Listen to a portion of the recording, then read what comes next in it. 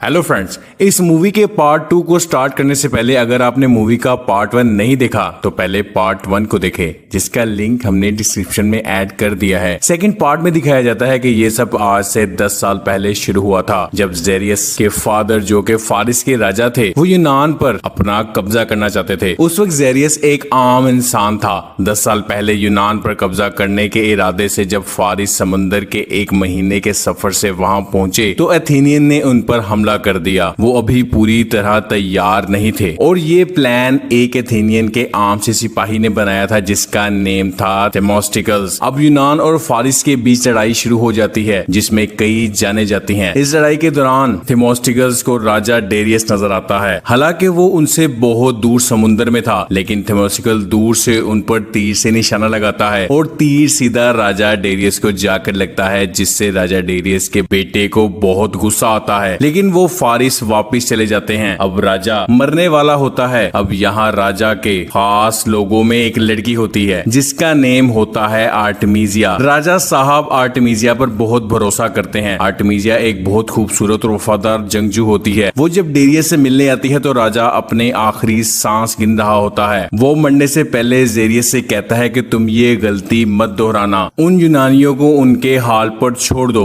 उन्हें सिर्फ खुदा ही हरा सकता है। और उसी वक्त आर्टेमिजिया राजा का तीर निकाल देती है जिससे वो मर जाता है। 7 दिन तक जेरियस सदमे में रहा और 8वें दिन आर्टेमिजिया जेरियस को कहती है कि राजा ने कहा था कि यूनानियों को सिर्फ खुदा ही हरा सकता है और अब तुम एक खुदा बनोगे। आर्टेमिजिया दुनिया भर के जादूगरों को बुलाती है और वो जेरियस को जादू वाले पत्तों में लपेट कर रेगिस्तान में छोड़ देते हैं। एक दिन वो भूख और प्यास से परेशान एक तांत्रिक के घर में जाता है और वहाँ जेरियस खुद को शैतान के हवाले कर देता है और जब वो बाहर आता है तो वो पूरी तरह बदल जाता है और जेरियस एक खुदा बनकर निकलता है। वहाँ आर्टेमिजिया जेरियस के घर से उसके सारे करीबी लोगों को हटा देती है ताकि उसे कोई डिस्ट्रैक्ट ना कर सके और वो यूनान को खत्म कर दे। दरअसल आर्टेमिजिया खुद भी यूनानी थी और एक यूनानी टुकड़ी ने उसके पूरे घर वालों को मार दिया था और आर्टेमिजिया को बंदी बना लिया था और बहुत वक्त तक उस पर जुल्म किया और बाद में उसे मरने के लिए छोड़ दिया। लेकिन एक फारसी इंसान ने उसकी जान बचाई और उसे फारिस ले आया। फारिस में उसे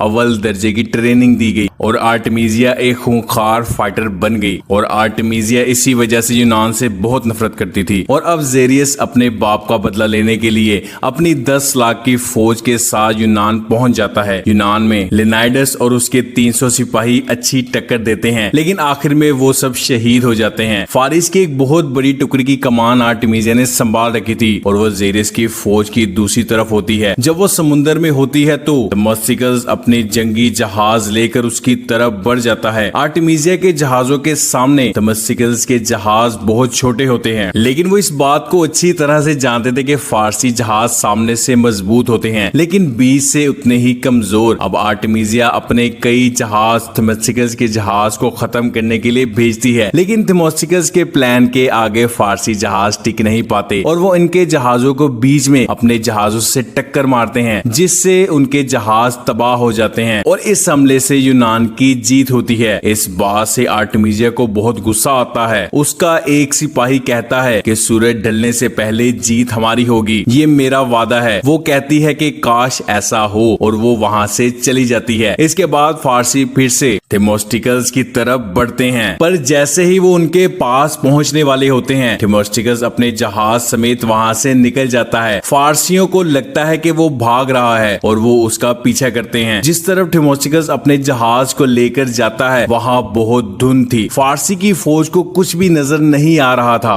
और कुछ ही आगे जाने के बाद उसे वहाँ चट्टानें नजर आती हैं और थेमोस्टिकल्स ने 2 चट्टानों के दरमियान अपना जहाज खड़ा कर दिया होता है और उस जहाज से टकराने से फारसी के सारे जहाज तबाह होने लगते हैं और अब थेमोस्टिकल्स अपनी फौज के साथ उन पर हमला कर देता है और एक बार फिर फारिस की फौज को शिकस्त मिलती है। आर्टेमिजिया थेमोस्टिकल्स की चाल से परेशान हो जाती है और वो अपने एक एक सिपाही को उसके पास भेजती है। अब थिमोस्टिकस आर्टेमिसिया से मिलने के लिए आता है। आर्टेमिसिया उसे कहती है कि 2 दिन से तुमने चालाकी से हमारे बहुत से सिपाहियों को मार दिया है, लेकिन तुम्हें एक यूनानी के बदले हजारों फारसी मारने होंगे। एक जहाज के बदले तुम्हें हमारे 100 जहाज डुबाने होंगे। आर्टेमिसिया इसलिए ये कहती है कि उनकी तादाद फारिस की फौज की आगे बहुत कम थी। आर्टेमिसिया कहती है कि मुझे तुम जैसे कमांडर की जरूरत है, और उसे कहती है कि तुम मेरे साथ मिल जाओ, तुम जो चाहोगे तुम्हें मिलेगा। लेकिन इन सब चीजों के बावजूद थिमोस्टिकस नहीं मानता और वो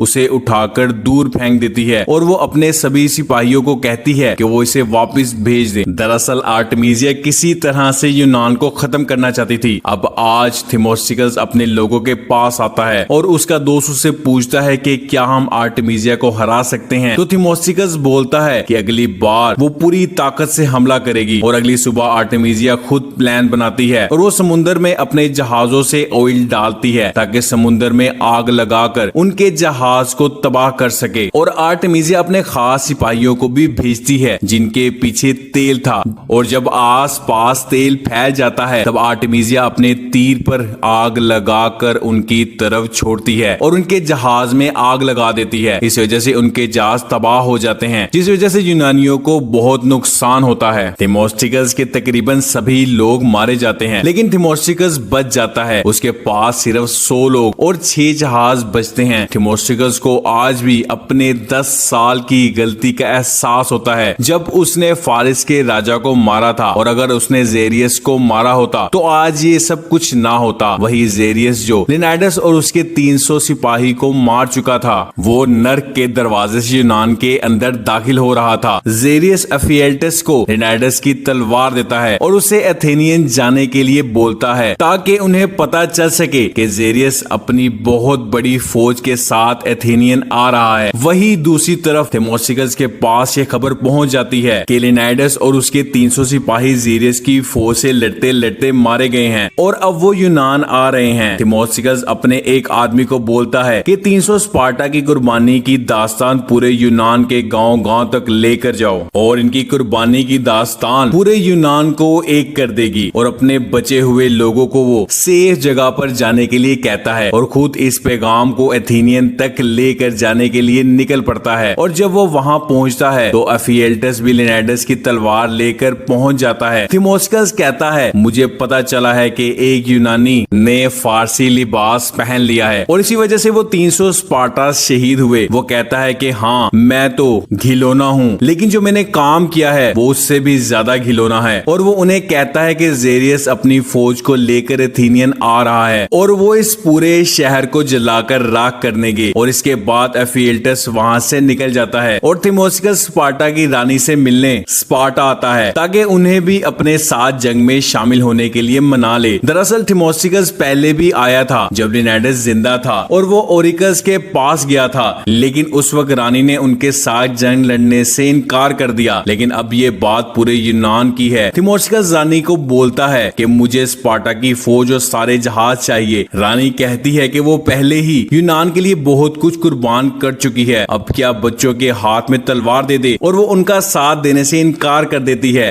थिमोस्टिकस वहां से जाने से पहले लिनाइडस की तलवार रानी को देता है और बोलता है कि बदला लो। वही जेरियस एथेनियंस जाकर वहां तबाही मचा देता है और उसे अपने कब्जे में कर लेता है। वहां जब जेरियस और आर्टेमिसिया आपस में बात कर रहे होते हैं तो वहां एफिएल्टस आ जाता है और वो बताता है कि थिमोस्टिकस अभी जिंदा है। आर्टेमिसिया बोलती है कि वो मर चुका है। एफिएल्टस बोलता है कि वो जिंदा है, मैंने अपनी आंखों से देखा है। और वो ये भी बताता है कि उनका समुद्री बेड़ा एक पहाड़ी में है। आर्टेमिसिया वहां जाने लगती है, लेकिन जेरियस उसे रोकने के लिए कहता है और कहता है कि पहले हमें पता लगा लेना चाहिए कि कहीं कोई चाल तो नहीं। आर्टेमिसिया कहती है कि अब जंगी मामलात में क्या तुम मुझे मशवरा दोगे, जिस पर जेरियस को गुस्सा आता है और वो उसे कहता है कि तुम्हारी हिम्मत कैसे हुई मुझसे इस तरह से बात करने की। आर्टेमिसिया कहती है कि तुमने 300 स्पार्टन्स को मार दिया और एथेंस शहर को जलाकर इस शहर को मिट्टी में मिला दिया। इस बात से जेरियस को गुस्सा आता है और वो आर्टेमिसिया को एक थप्पड़ मारता है। आर्टेमिसिया बोलती है कि मैं तो हमला करूंगी। आर्टेमिसिया बोलती है कि तुम भूलो मत कि तुम्हारे सर पर ये ताज किसने रखा है, और ये कहकर वो वहां से चली जाती है। वही थिमोस्टिकस ये जानता है कि वो स्पार्टन्स के बगैर उनका मुकाबला नहीं कर सकता और उसके लोग उसे बोलते हैं कि जो कुछ भी हुआ है उसके जिम्मेदार सिर्फ तुम हो। और वो बोलता है कि मैं मानता हूँ, लेकिन अगर तुम